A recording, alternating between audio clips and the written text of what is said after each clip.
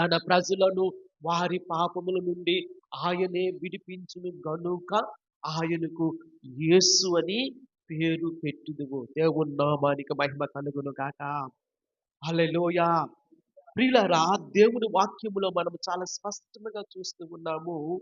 యేసుక్రీస్తు ప్రభువారు ఈ లోకములోనికి రావడానికి ప్రాముఖ్యమైన ఉద్దేశము మనుష్య జాతిని రక్షించడానికి, లేదా పడిపోయిన మనుషులను తిరిగి లేపడానికి, వాని పాపములో నుంచి వారిని విమోచించి వారిని రక్షించి దేవుని యొద్దకు లేదా దేవునితో తిరిగి సమాధాన పరచడానికి. హల్లెలూయా.